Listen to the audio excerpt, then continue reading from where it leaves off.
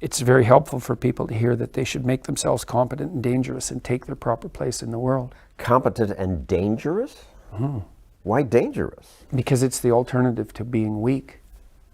And weak is not good. The people who shoot up the high schools, they're weak. They're weak. How is it good to be dangerous? Because it makes you formidable. And life is a very difficult process, and it's not for, you're not prepared for it unless you have the capacity to be dangerous. That doesn't mean that you should be cruel. It doesn't mean any of that. There's a statement in the New Testament, the meek shall inherit the earth. But the meek isn't well translated. It means something more like those who have swords and know how to use them but keep them sheathed will inherit the world. That's a way better way of thinking about it. You have to be powerful and formidable and then peaceful, in that order, right?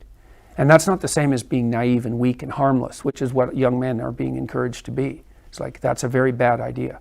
It's a very bad idea. Because naive, weak, and harmless means that you can't withstand the tragedies of life. You can't bear any responsibility. You'll end up bitter. And when you get bitter, then you get dangerous. But one thing I'm not getting, there's a big difference between letting people do something for themselves and saying men should be dangerous.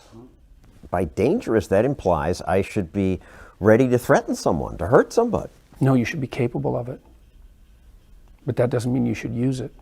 There's nothing to you otherwise. Like if you're not a formidable force, there's no morality in your self-control.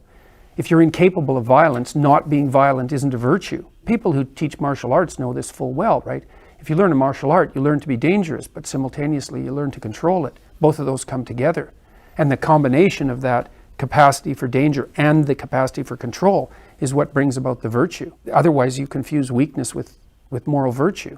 I'm harmless, therefore I'm good. It's like, no, that isn't how it works. That isn't how it works at all. If you're harmless, you're just weak. And if you're weak, you're not going to be good.